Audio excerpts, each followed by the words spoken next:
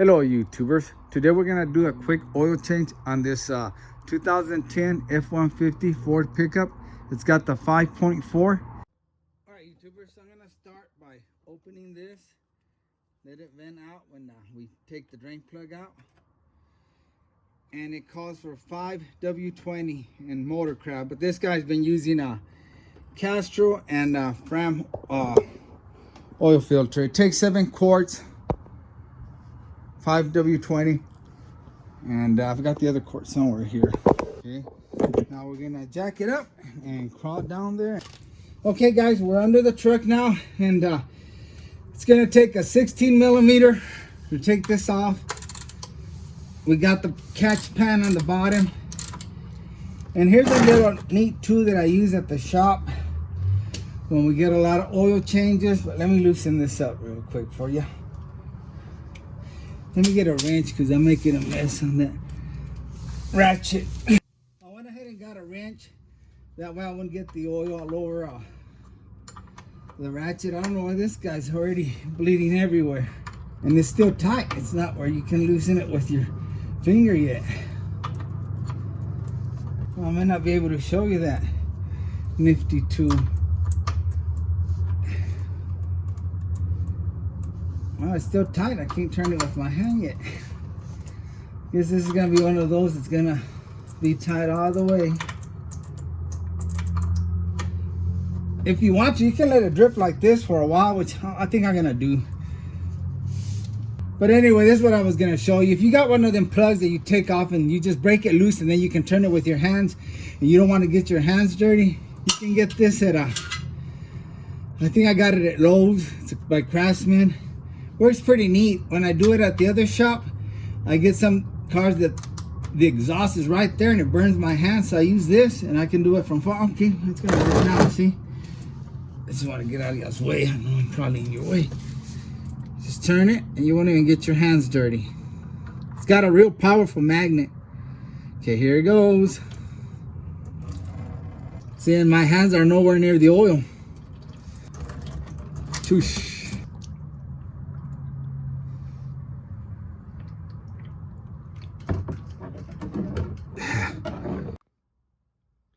Okay, let me show you that tool. Real nifty tool. Comes handy. And I'm not worried about getting oil on my hand. That's not a problem. I'm not even wearing gloves right now. I don't mind the oil. I get it full of oil. But the problem I was having at the other shop, I do about 20 oil changes a day, and I got to get them out, in and out. And sometimes, like I said, the exhaust is right there and my hand hits. So this helped a lot. I can put it in there. I don't burn my hand. I mean, look, I've got some burns from previous oil changes. And like I said, it's got a real strong magnet. It's actually real hard to get it to let go. And then all you do is just turn it. But if it's a bolt that's stubborn like this one was, and I've had several, you can't use it. But if it's an easy bolt that, you know, you just break it loose, then you can do it with your hand. This will work perfect, and you don't even get your hands dirty. But that's if you don't want to get oil in your hands, or if, like me, you know, you don't want to get burned by exhaust. Okay guys, that's good enough.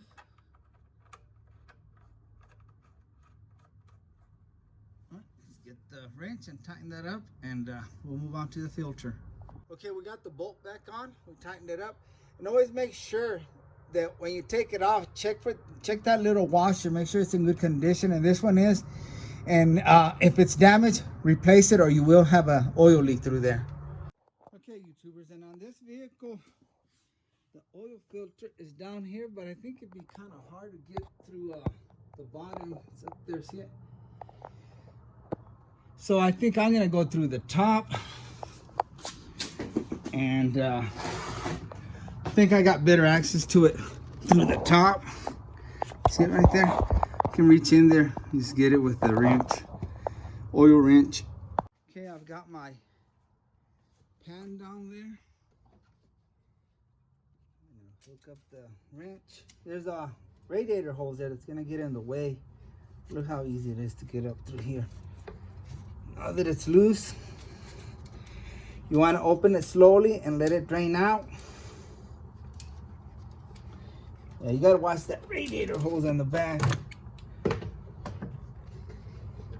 And it's actually it's got a little pan there, so it can either drip this way or that way. And I think mine's dripping through the back, but I've got the pan down there. Let me make sure I'm dripping on the pan. Go ahead and take it off completely. I'll let it drain like that for a little bit. All right.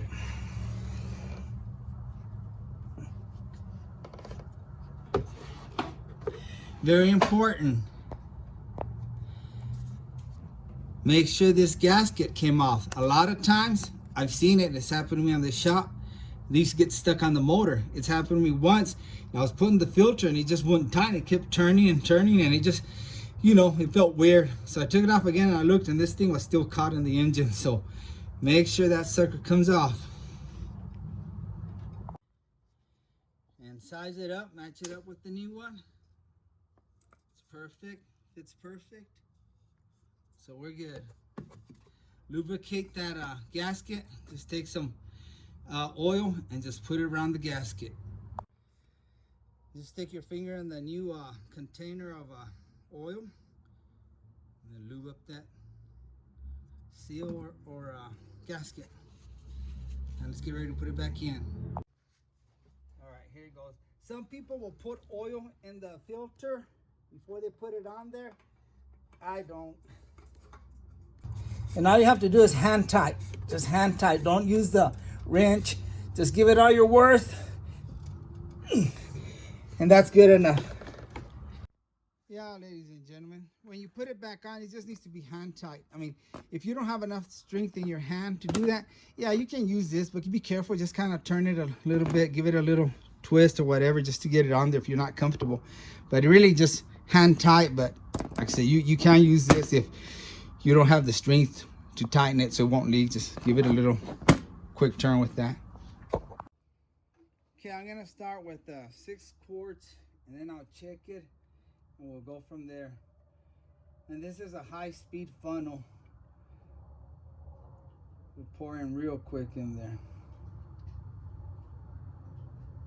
Turn it around so I can see the product. That's 5 quarts.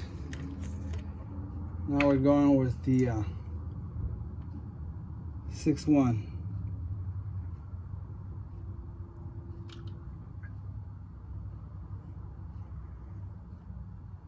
I'll let it settle down and then we'll check it. Okay, the vehicle's level. I took it off the jack stands. Put the cover so you won't squirt oil everywhere. And just run it for a few seconds. Let that oil get into the oil filter. Circulate a little bit so you can get a proper reading.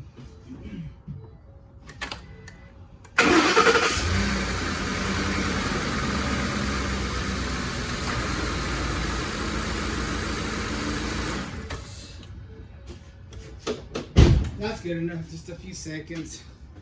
Let's just wait a little bit and we'll check it. Alright, hopefully you'll be able to see from there. First of all, don't go by the first reading, just take it out. Wipe the dipstick clean. And this is the one that counts.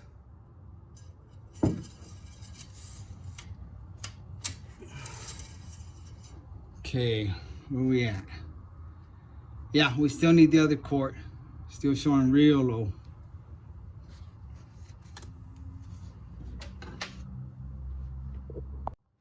Okay, I'll put the 7th quart. Let's check it out. Let me see what it reads right now, just like that. Oh, it's real full. Let's wipe it clean.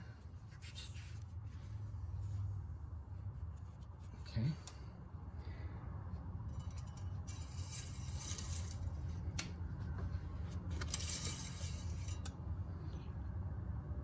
All right, we're right there. I don't know if you can see. So we're good. And always check it when you're doing an oil change. You can look it up on Google and it'll tell you, you know, 7 quarts or whatever. But sometimes I've had vehicles that took more. I went by Google, and then when I check it, it still needed like half another quart. So just check it to be on the safe side. All right, we're done. No leaks. again, thanks for watching. Like always, I appreciate you and God bless you. All right, I'm gonna clean up that little oil that's on the floor. Okay, I'm gonna clean up that little oil that mess there. This is the way I do it. I take regular gas and a squeegee and a bunch of rags.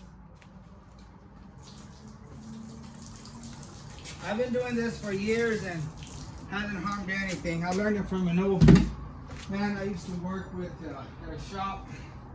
Sometimes I'll run it like this, basically scraping oil around. Then I go for it.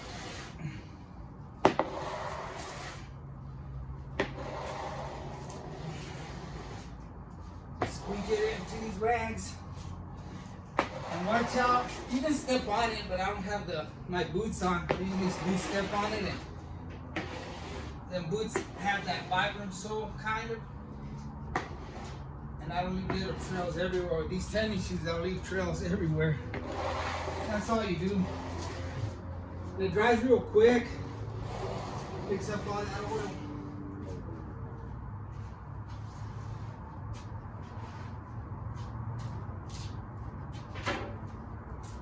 Then just chunk these rags.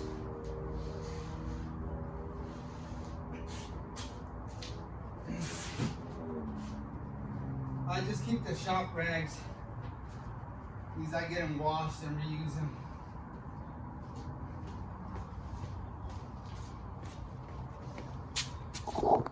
And it'll dry real quick.